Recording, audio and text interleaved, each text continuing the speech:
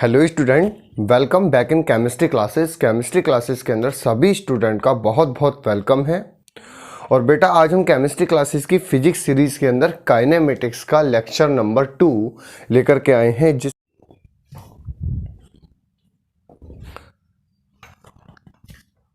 Hello बच्चों, कैसे हैं आप सब।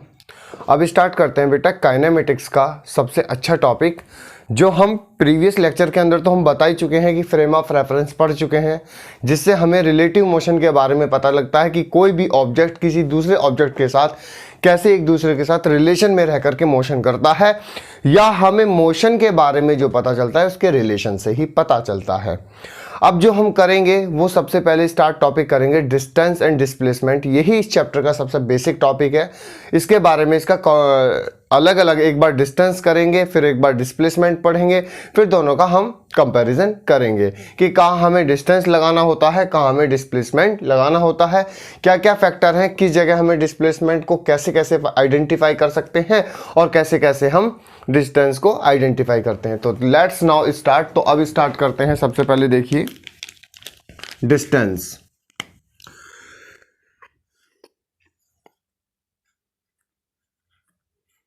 तो सबसे पहले टॉपिक आ जाता है डिस्टेंस। तो डिस्टेंस की बात करते हैं। तो डिस्टेंस में सबसे पहले लिखते हैं डिस्टेंस के अंदर the total length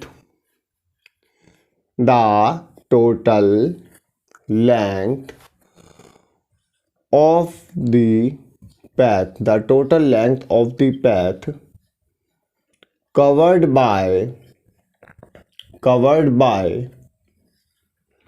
the total length of the path covered by any object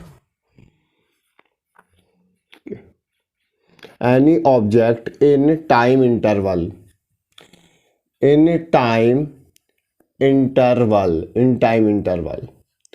The total length of the path covered by any object in time interval is called distance. कि distance क्या होती है, इसको बारे में समझते हैं। देखिए हम, उसने बोला the total length of the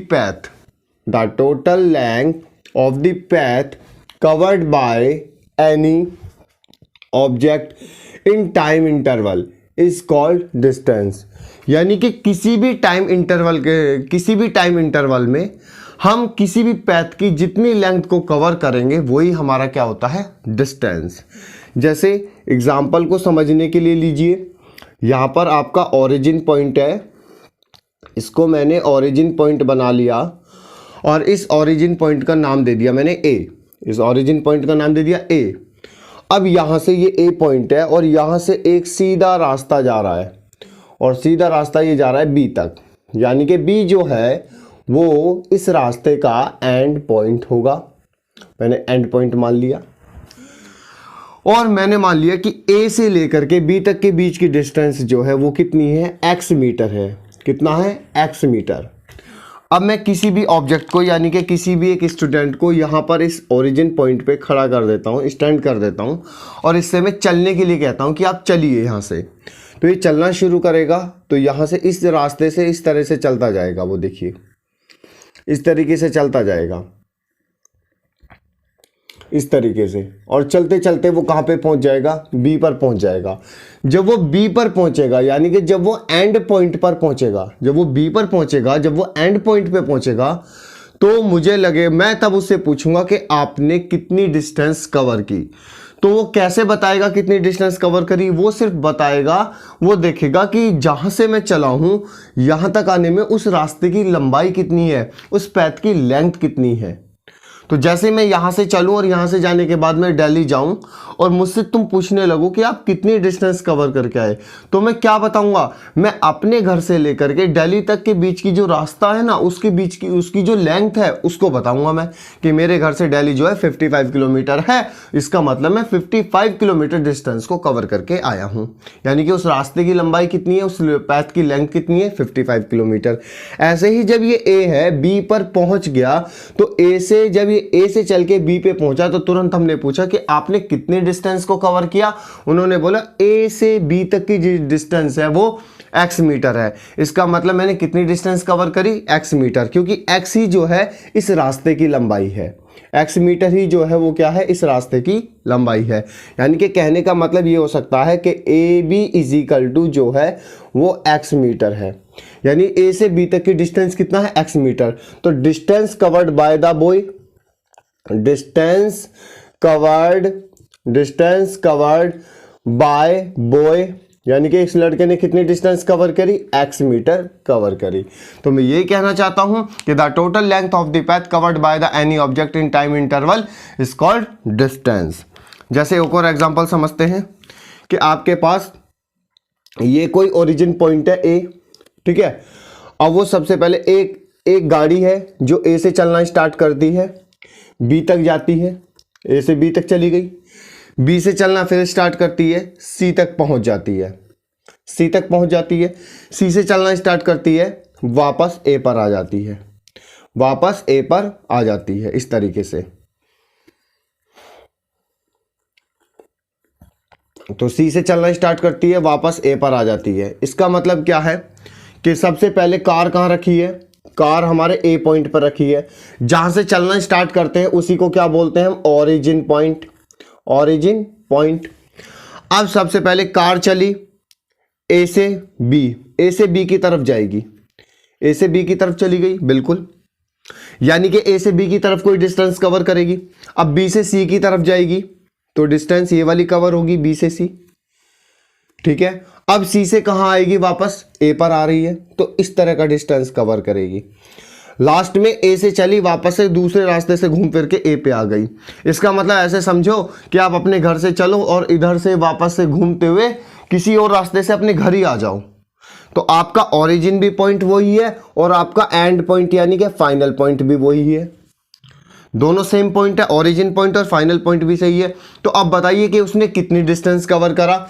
तो सबसे पहले डिस्टेंस कवर करने के लिए कार ए से कहां गई, बी, मतलब पहले चलेगी वो ए बी, बिल्कुल, फिर ए बी से कहां जाएगी, सी पर, इसका मतलब बी सी चलेगा, और सी से कहां पर आएगी, वापस ए पर, तो सी से ए, यानी कि इतनी डिस्टेंस। ए से गया ए बी मीटर, बी से सी गया बी सी मीटर, सी से ए गया सी ए मीटर, यानी कि टोटल जो है इस रास्ते पे इतनी डिस्टेंस कवर हो जाएगी। तो इससे क्या पता चलता है कि डिस्टेंस को जब हम मेजर करते हैं तो डिस्टेंस का सिर्फ मैग्नीट्यूड को ऐड किया जाता है, इसमें कोई भी मैं डायरेक्शन को इन्वॉल्व नहीं कर रहा, यहां पे मुझे कोई भी डायरेक्शन इंडिकेट करनी नहीं है। इसका रीजन भी मैं आगे बताऊंगा कि मैं डायरेक्शन इन्वॉल्व क्यों नहीं कर रहा, क्योंकि डिस्टेंस एक स्केलर क्वांटिटी होती है, इस वजह से यहां सिर्फ आपको डिस्टेंस का मैग्नीट्यूड देखना है।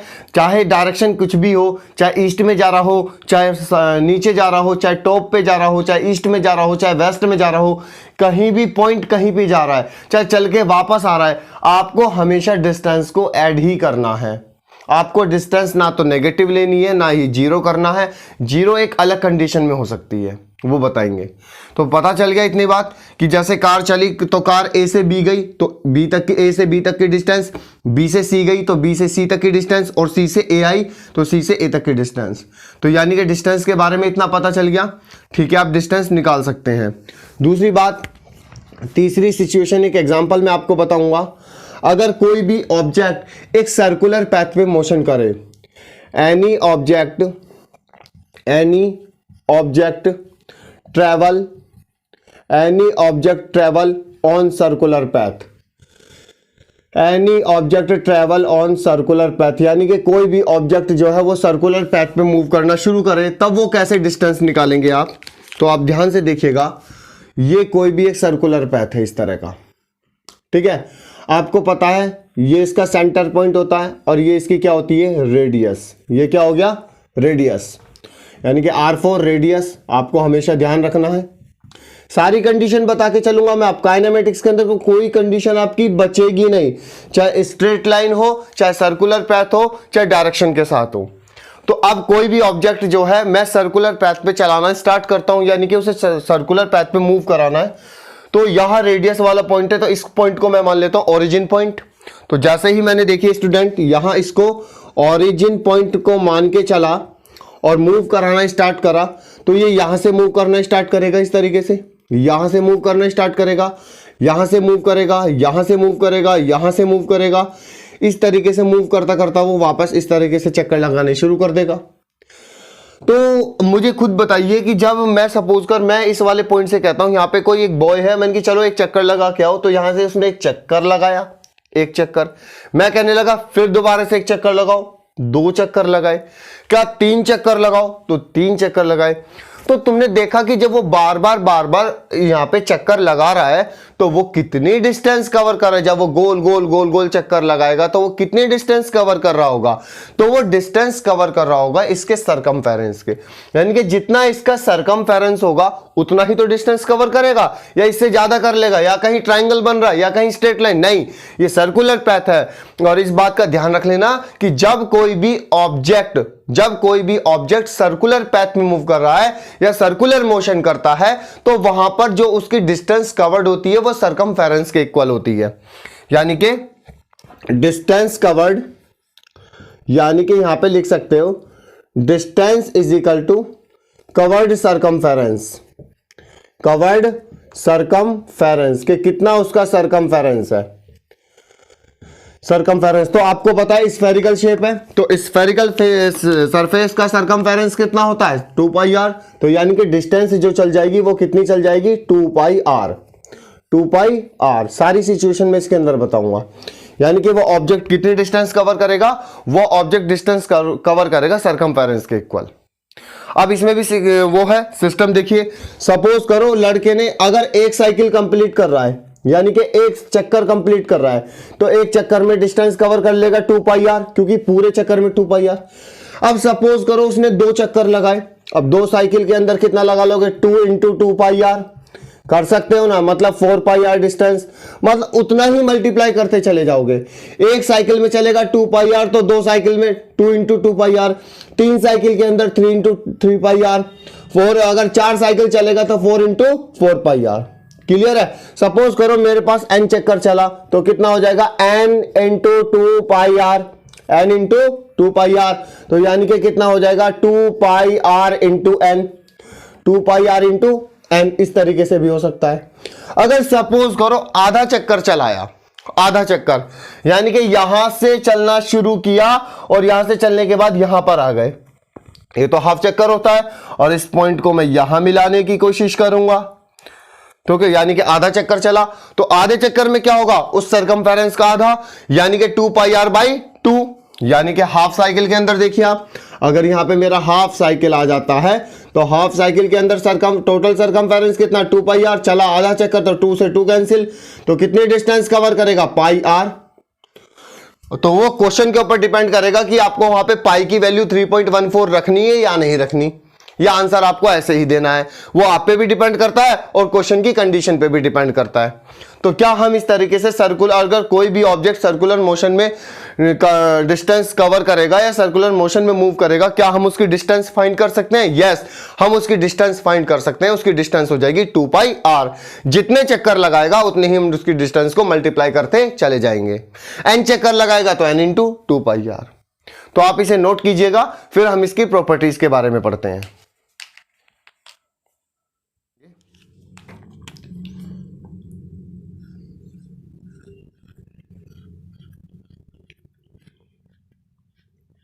प्रॉपर्टीज ऑफ डिस्टेंस, डिस्टेंस की प्रॉपर्टी के बारे में बात करेंगे। अगर डिस्टेंस की सारी प्रॉपर्टी हमें पता होंगी तो हम क्लियरली आइडेंटिफाई कर पाएंगे कि ये डिस्टेंस है या डिस्प्लेसमेंट है।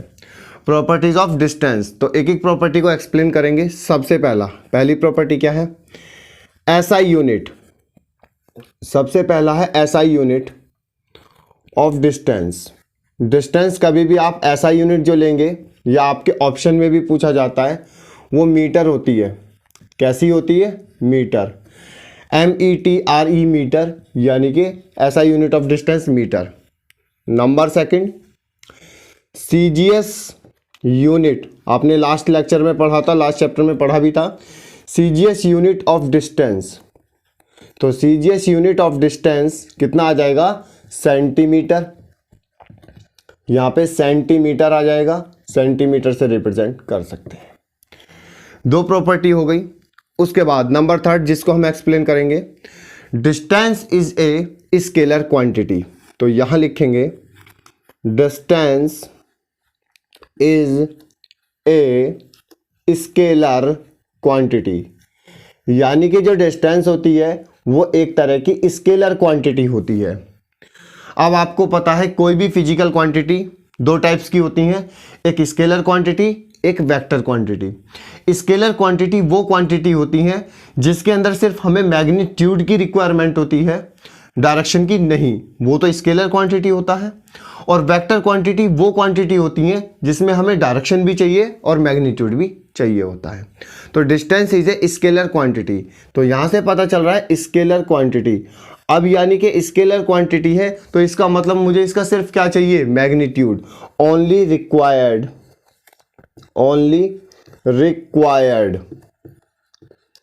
वैल्यू ऑफ मैग्नीट्यूड, कि उसका मैग्नीट्यूड कितना है। बस यहाँ पे क्या जरूरत होती है, उसके मैग्नीट्यूड की जरूरत होती है, हमें उसके कोई भी डायरेक्शन की जरूरत नहीं होती। यानी कि डिस्टेंस कभी भी डायरेक्शन पे डिपेंड नहीं कर सकती। यानी कि इसका मतलब इसके अंदर एक चीज और लिख सकता हूं, does not depend on the direction, does not depend on the direction, does not depend on the direction, यानी कि वो डायरेक्शन पे डिपेंड नहीं करती, does not depend on the direction. Clear है ना। तो distance is a scalar quantity. Scalar quantity में सिर्फ हमें किसकी जरूरत होती है बेटा, मैग्नीट्यूड की जरूरत होती है, हमें डायरेक्शन की रिक्वायरमेंट नहीं होती। यानी कि मैं ये भी लिख सकता हूं बेटा कि does not depend on the direction. Clear. Number 4 point, distance always, यानी कि distance always positive, distance always positive, कि जो डिस्टेंस होते हैं वो ऑलवेज पॉजिटिव होते हैं। इसको पूरा मैं वहां पे एक्सप्लेन करूंगा, डिस्टेंस ऑलवेज पॉजिटिव, कि डिस्टेंस ऑलवेज पॉजिटिव होंगे, कभी भी नेगेटिव नहीं हो सकते।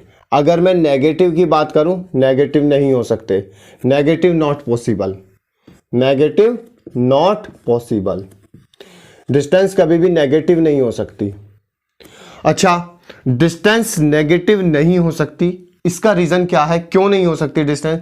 क्योंकि हमें नेगेटिव बताने के लिए या किसी भी चीज को नेगेटिव ले जाने के लिए कोऑर्डिनेशन की जरूरत होती है, और जहां हमें कोऑर्डिनेशन की जरूरत होती है वहां हम डिस्टेंस के साथ साथ मैग्नीट्यूड के साथ साथ डायरेक्शन पे भी चलते हैं, जबकि डिस्टेंस डायरेक्शन पे डिपेंड करते ही नहीं है। इसका मतलब यहाँ पे मुझे कोई भी कोऑर्डिनेशन की जरूरत नहीं पड़ेगी। जब मुझे कोऑर्डिनेशन की जरूरत नहीं पड़ेगी तो मुझे कोई भी डायरेक्शन नहीं चाहिए, और जब डायरेक्शन नहीं चाहिए तो डिस्टेंस ऑलवेज कैसी रहनी है, पॉजिटिव, नेगेटिव नहीं होती। अब बहुत से सच केस में क्या बोलते हैं कि डिस्टेंस जीरो भी नहीं होती। अब डिस्टेंस जीरो होने के दो केस हैं। डिस्टेंस तब जीरो नहीं होगी जब बॉडी मूव कर रही होगी। अगर ऑब्जेक्ट ने चलना ही शुरू नहीं किया, टाइम के रेस्पेक्ट में टाइम बढ़ता जा रहा है, 1 minute, 2 minute, 3 minute, 4 minute, 5 minute, 6 minute, इसका मतलब क्या है, टाइम तो बढ़ रहा है, ऑब्जेक्ट ने चलना ही स्टार्ट नहीं किया। तो मैं कहने लगूं बताइए इन 6 मिनट के अंदर कितना डिस्टेंस कवर किया होगा, बोलोगी जीरो। तो उस केस में आपका डिस्टेंस जीरो हो सकता है, वैसे डिस्टेंस जीरो नहीं हो सकता। ठीक है। तो डिस्टेंस इज ऑलवेज पॉजिटिव, यानी कि नेगेटिव नॉट पॉसिबल, डिस्टेंस कभी भी नेगेटिव नहीं होती है। इसके बारे में थोड़ा सा हम उधर समझते हैं। देखिए, जैसे आपका यहां एक ओरिजिन पॉइंट है, ये ओरिजिन पॉइंट ए मान लिया और इसको मैंने नाम दे दिया ओरिजिन पॉइंट, ओरिजिन पॉइंट मान लिया। अब ओरिजिन पॉइंट से मैंने मान लिया कि एक ऑब्जेक्ट है, यहां से चलना शुरू करता है, ठीक है, वो बी पर पहुंचता है, बी से साथ नीचे की तरफ चलता है, सी पर पहुंचता है, सी के साथ कुछ टाइम बाद वो डी पर पहुंचता है, ऐसे। तो लड़का जो है, कोई भी ऑब्जेक्ट है जो यहां पे रखा है ओरिजिन पॉइंट पे, वो चलना शुरू करता है तो पहले वो कहां से कहां जाएगा, ए से बी जाएगा, ध्यान से समझना, ए से बी। फिर वो कहां जाएगा, बी से सी जाने वाला है, और सी से कहां जाएगा, सी से डी की तरफ जाएगा। क्लियर। तो पहले ए से बी, बी से सी और सी से डी। मेरी बात समझना। तो लड़के ने कितनी डिस्टेंस कवर करी, पहले ए से बी गया, बिल्कुल, बी से सी गया, बी सी, सी से डी गया, बिल्कुल। अब कुछ टाइम रुकने के बाद यहां पे रुका, उसने वापस चलना शुरू कर दिया। यहां से क्या किया, वापस चलना स्टार्ट कर दिया। तो वापस चलने के लिए वो वापस डी से कहां गया, सी की तरफ। सी से वापस किस रास्ते को कवर करेगा, बी की तरफ। बी से किस की तरफ आएगा, बी से जाएगा ए की तरफ, बी से जाएगा ए की तरफ। तो बहुत से बच्चे क्या करेंगे कि जितना डिस्टेंस कवर करके आया है वापस उसी रास्ते से चल दिया। मतलब अब मैं लिखूंगा minus D C minus B C minus A B. ऐसा आपको नहीं करना है। ये भी आपको डिस्टेंस हमेशा प्लस में ही लेके चलना है। यहाँ की डायरेक्शन पर डिपेंड थोड़ी कर रहा है। मैं ये थोड़ी कर रहा हूं ए से बी ईस्ट में गया, बी से सी साउथ में गया, सी से डी वेस्ट में गया, डिपेंड ही नहीं करता। तो मैं आपको क्या एक्सप्लेन करूंगा बेटा। तो यानी कि वापस से वो चलेगा, तो वापस से चलेगा वो डी सी, डीसी से चलेगा वो सी बी, और सी बी से चलेगा वो वापस बी ए। ये जाकर के यहां जब सबको ऐड कर दोगे तो यहां जाकर के उसकी टोटल डिस्टेंस को निकालोगे कि उसकी टोटल डिस्टेंस यहां कितनी आएगी। तो मेरी बात समझ में आ रही है कि डिस्टेंस जो लेना है वो आपको ऑलवेज पॉजिटिव लेना है। क्लियर। उसके बाद देखिए नंबर 5, डिस्टेंस पॉजिटिव हो गया। अब किस केस में distance is not always zero, distance always zero नहीं होता, यानी कि distance is not always zero, या distance is not always zero, distance कभी भी जीरो भी नहीं होता। डिस्टेंस तो सिर्फ एक ही केस में शुरू होगा, एक ही केस में जीरो होगा, जब वो चलना ही स्टार्ट नहीं करेगा। तो distance is not always zero, यानी कि इसका मतलब वो कैसी होती है, पॉजिटिव होती है। क्लियर। अब जीरो एक ही केस में होती है, यानी कि condition number first. Condition number first, किस कंडीशन में वो जीरो हो सकती है वो हमें देखना है। किस कंडीशन में जीरो हो सकती है, ऐसी कौन सी कंडीशन है जिसमें जीरो होती है। तो ऐसी जो कंडीशन है एक ही है, जब ऑब्जेक्ट चलना ही स्टार्ट ना करे। तो यहां लिखेंगे the object does not move, the object does not move, the object does not move with respect to time, with respect to time, with respect to time, मतलब टाइम के रेस्पेक्ट में ऑब्जेक्ट चलना ही स्टार्ट ना करे। जब time के respect में ऑब्जेक्ट चलना ही स्टार्ट ना करेगा तब जाकर के हमारा क्या होगा, डिस्टेंस जीरो होगा। तो जैसे यही समझिए, यहां मेरा कोऑर्डिनेशन है, यहां मैंने ओरिजिन पॉइंट मान लिया, यहां पे इसको मैंने प्लस एक्सिस मान लिया कि मुझे इस डायरेक्शन में चलना चाहिए। अगर मैं इस डायरेक्शन में चलूंगा तो डिस्टेंस पॉजिटिव आएगा। तो मैंने यहां ऑब्जेक्ट को रख दिया और मैं अपनी वॉच टाइम में एक बार t बराबर 1 सेकेंड, फिर t बराबर 2 सेकेंड, t बराबर 3 सेकेंड, t बराबर 4 सेकेंड। जैसे ही मेरे पास t बराबर 4 सेकेंड के आसपास टाइम हुआ तो मैंने ऑब्जेक्ट देखा कि जहां मेरा ऑब्जेक्ट रखा हुआ है वहीं से पहले से ही है, वहां से उसने थोड़ा भी चेंज अपने अंदर नहीं किया है।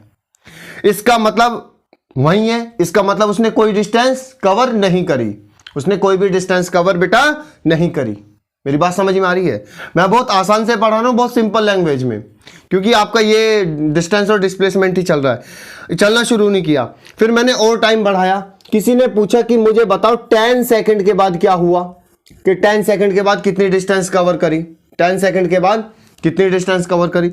तो मैंने देखा 10 सेकंड 10 सेकंड 10 सेकंड, ये तो चलना ही स्टार्ट नहीं करेगा। तो मैंने देखा 10 सेकंड के बाद भी इसकी डिस्टेंस जीरो है। इसका मतलब उसने टाइम के रेस्पेक्ट में अपनी पोजीशन को चेंज नहीं किया है। और जब टाइम के रेस्पेक्ट में कोई भी ऑब्जेक्ट अपनी पोजीशन को चेंज नहीं करेगा उसे ही हम क्या बोलेंगे, उसका डिस्टेंस कितना होगा, उसका डिस्टेंस जीरो होगा। क्योंकि उसने क्या किया बेटा, उसने टाइम के रेस्पेक्ट में अपनी पोजीशन को चेंज नहीं किया। कुछ कहानी समझ में आ रही है। इस तरीके से आपको करना है कि टाइम के रेस्पेक्ट में उसने अपनी पोजीशन को चेंज बिल्कुल भी नहीं किया। तो ये सारी कंडीशन कि ऐसा unit of the distance metre, CGS unit of the distance centimetre, distance is a scalar quantity यानी कि does not depend on the direction, सिर्फ किस पे डिपेंड करती है, मैग्नीट्यूड पे डिपेंड करती है। नंबर 4, डिस्टेंस ऑलवेज पॉजिटिव और निगेटिव कभी भी डिस्टेंस नहीं हो सकता। Now distance is not always zero, distance कभी भी जीरो नहीं होता, डिस्टेंस केवल एक ही कंडीशन में जीरो होता है, जब ऑब्जेक्ट बिल्कुल भी चलना ही स्टार्ट ना करे। ठीक है, अब देखो मैं तुम्हें एक डायग्राम बनाता हूं, उस डायग्राम से आइडेंटिफाई करना कि उन लड़कों ने किस किस डायरेक्शन में डिस्टेंस कवर करी है। कि आपको एक डायग्राम है, इधर देखना कि एक ओरिजिन पॉइंट है हमारे पास, ओरिजिन पॉइंट, ये है हमारा ओरिजिन पॉइंट। अब इस ओरिजिन पॉइंट पे 3 लड़के खड़े हैं, ए लड़का, बी लड़का, सी लड़का। इस ओरिजिन पॉइंट को मैंने मान लिया x, और मुझे इस वाले ओरिजिन पॉइंट y पर पहुंचना है।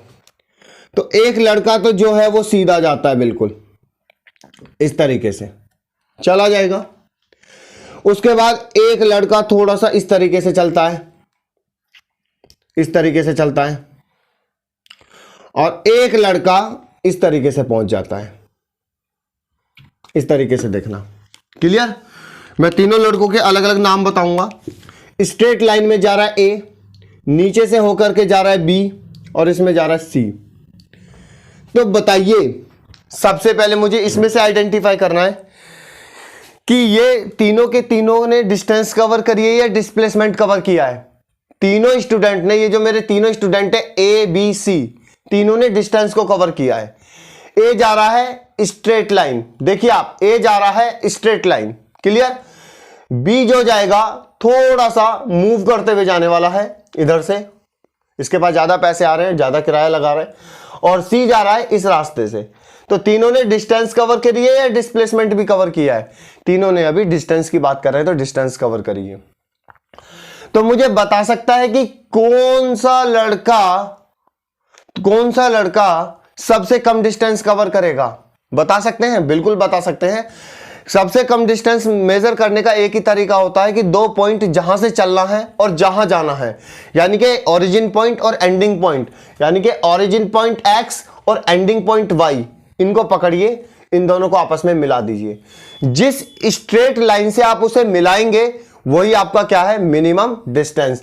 यानी कि ये जो ए वाला लड़का है ना, ये ए वाला लड़का आपका मिनिमम डिस्टेंस कवर करेगा। ये वाला ए वाला जो लड़का है वो मिनिमम डिस्टेंस कवर करेगा इन दोनों के कंपैरिजन में। यानी कि distance of A is very very less than distance of B, clear, जो बी ने कवर करी है, या distance of A is very very less than distance of C. यानी कि ए ने बी के कंपैरिजन में भी डिस्टेंस कम कवर किया है और ए ने सी के कंपैरिजन में भी डिस्टेंस को कवर किया है। अगर ए बी की बात, बी और सी की बात करें तो बी और सी का पैथ मुझे एक से ही दिखाई दे रहा है, बिल्कुल दोनों के पैथ सिमिलर से दिखाई दे रहे हैं। इसका मतलब बी और सी ने इक्वल डिस्टेंस कवर किए। इसका मतलब ये लिख सकता हूं D B is equal to D C. कुछ कहानी समझ में आई? यानी कि इसका कहने का मतलब है कि अगर कोई भी ऑब्जेक्ट स्ट्रेट पैथ पे मूव करेगा, यानी कि स्ट्रेट लाइन में मूव करेगा, तो उसकी जो डिस्टेंस होगी अदर ऑब्जेक्ट के कंपैरिजन में या अदर डिस्टेंस के कंपैरिजन में मिनिमम होगी। यानी कि हम स्ट्रेट लाइन में चलने से हम अपनी मिनिमम डिस्टेंस को कवर करना चाहते हैं। आप करके भी देख लीजिए, आप कोई ऐसा फिक्स पॉइंट सेलेक्ट कीजिए जो आपके घर से स्ट्रेट लाइन में पड़ता हो, ठीक है, जो कि हमारा स्ट्रेट लाइन में पड़ेगा इस तरीके से। तो इस पैथ में हमें सबसे पता चला कि जो ए की डिस्टेंस है, तो इधर देखिए सभी स्टूडेंट, जो ए की डिस्टेंस है वो ए की डिस्टेंस मिनिमम होगा बी की डिस्टेंस के कंपैरिजन में, और ए की डिस्टेंस बहुत कम होगी सी की डिस्टेंस के कंपैरिजन में। पर लेकिन मैंने इसमें देखा कि सी का जो पैथ है और बी का पैथ है, सी का पैथ और बी का पैथ लगभग सेम है, तो इसका मतलब डी और बी जो है वो इक्वल डिस्टेंस कवर करेंगे। तो डिस्टेंस की प्रॉपर्टीज के बारे में आपको पता चला। इस तरीके से हम डिस्टेंस को आइडेंटिफाई कर सकते हैं। तो सबसे पहले हम क्या करेंगे, अब हम डिस्टेंस का एक बार क्वेश्चन एप्लीकेशन अप्लाई करते हैं और फिर हम समझते हैं कि डिस्टेंस को कैसे फाइंड किया जाता है। नोट डाउन कीजिएगा इसे।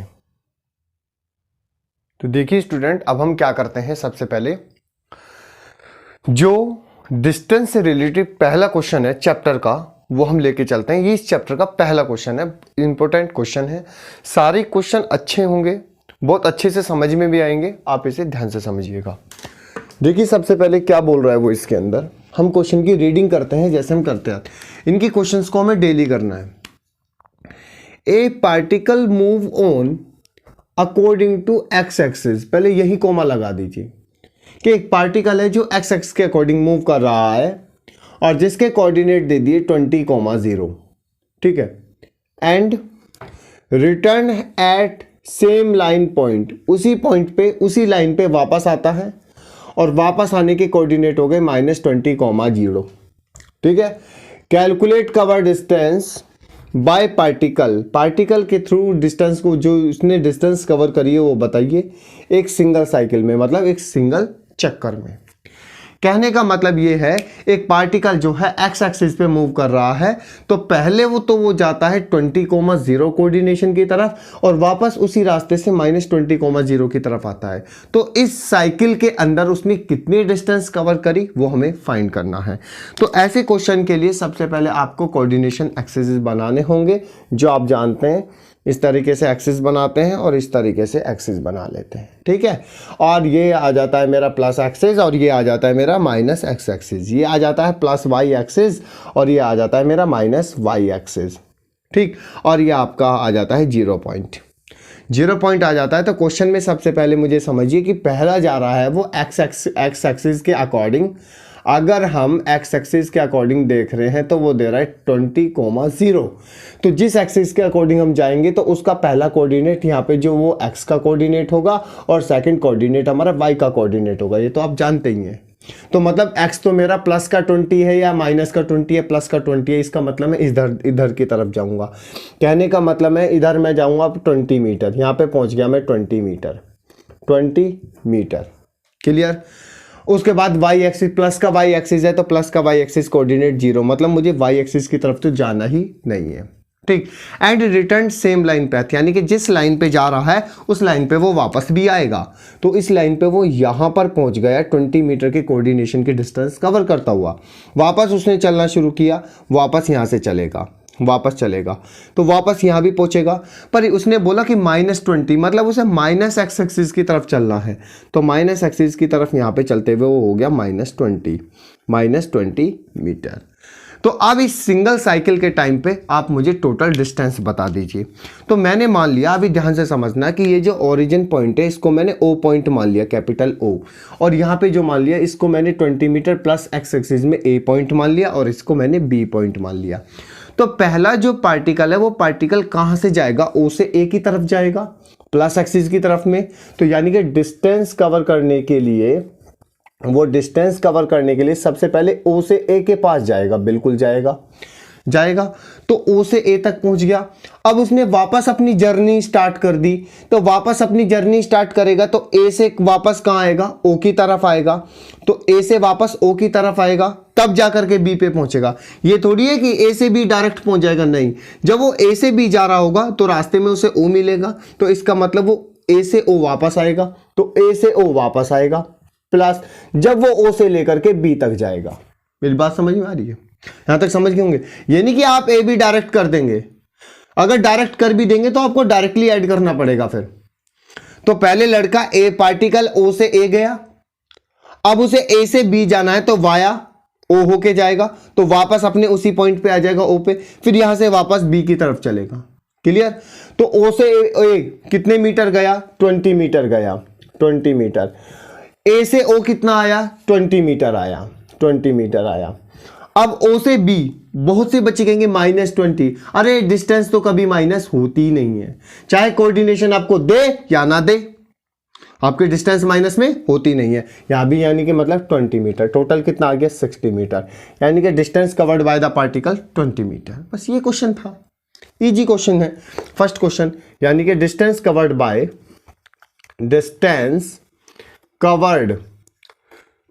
Particles, distance covered by particles, यानी कि पार्टिकल्स के थ्रू जो डिस्टेंस कवर होती है वो कितनी होती है, 60 मीटर होती है। डिस्टेंस कितनी कवर्ड होती है, वो 60 मीटर कवर्ड होती है। क्लियर है ना कि distance covered by the particle 60 metre. कर सकते हैं, क्वेश्चन में घबराने वाली बात नहीं है। इसको आगे करते हैं नेक्स्ट क्वेश्चन, तो आप नेक्स्ट क्वेश्चन देखेंगे, इसी तरीके से क्वेश्चन चलते हैं इसके अंदर। तो क्वेश्चन नंबर 2 के अकॉर्डिंग चलते हैं। सबसे पहले क्वेश्चन की रीडिंग करते हैं, क्वेश्चन क्या बोलता है देखिए। According to the diagram, according to the diagram, इस डायग्राम के अकॉर्डिंग देखें, एक car move on the track OABCD। एक कार जो है एक ट्रैक पे चलती है, जिस ट्रैक का रास्ता दे रखा है OABCD, मतलब O से चलना शुरू करती है और D तक कार जाती है। क्लियर? तो देखिए कार यहां पे है, यहां से कार चलना शुरू करेगी, कार O से चलेगी, इस तरीके से चलती चलती जाएगी, सबसे पहले A पॉइंट पे पहुंचेगी, ये रहा A पॉइंट। A पॉइंट से पहुंचने के बाद वो B पर जाएगी, तो A से चल के इधर की तरफ जाएगी B पर, ये आ गया B पर। B से कहां जाएगी? C की तरफ, B से इधर चला गया, C की तरफ चला गया, और C से कहां चली गई? D की तरफ। तो जब ये पूरा रास्ता ट्रैक कवर करती है तो मुझे बताना है कि कार कितना डिस्टेंस कवर करेगी। बहुत आसान क्वेश्चन है, आप भी जवाब दे सकते हैं। तो मैंने डिस्टेंस निकालने का एक ही फंडा बताया कि जिस जिस रास्ते से आप चलते जा रहे हैं उन रास्ते की डिस्टेंस को ऐड करते चले जाइए। तो कार जो चल रही है, तो कार की डिस्टेंस निकालने का एक ही तरीका हो सकता है कि कार सबसे पहले O से A जाएगी क्या? तो कार O से A जाएगी, फिर A से B जाएगी क्या? A से B जाएगी, फिर B से C जाएगी और C से D जाएगी। ठीक, अभी मैं डिस्प्लेसमेंट की बात कर ही नहीं रहा। अब O से A कितना किलोमीटर है? O से A के बीच की डिस्टेंस है 8 किलोमीटर, 8 किलोमीटर। A से B तक की डिस्टेंस कितना है? A से B तक की डिस्टेंस है 4 किलोमीटर। B से C तक की डिस्टेंस कितना है? 4 किलोमीटर। और C से D तक की डिस्टेंस कितना है? 1 किलोमीटर।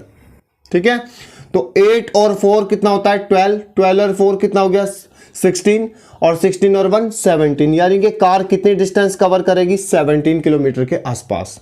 यानी कि यहां हम लिख सकते हैं distance covered by the car, distance covered by car, कि कार कितने डिस्टेंस कवर करेगी? लगभग 17 किलोमीटर के आसपास।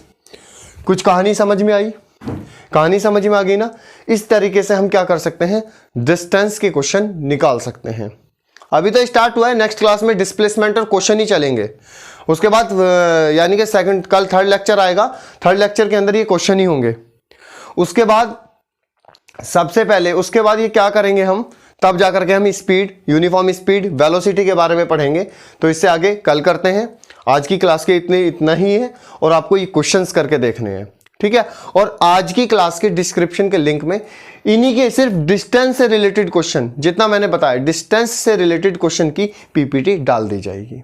ठीक है, उसमें 1-2 क्वेश्चन एक्स्ट्रा होंगे, जैसे आपका आगे की तरफ कंसेप्ट क्लियर होगा वो भी सॉल्व हो जाएंगे। थैंक यू बेटा आज की क्लास के लिए।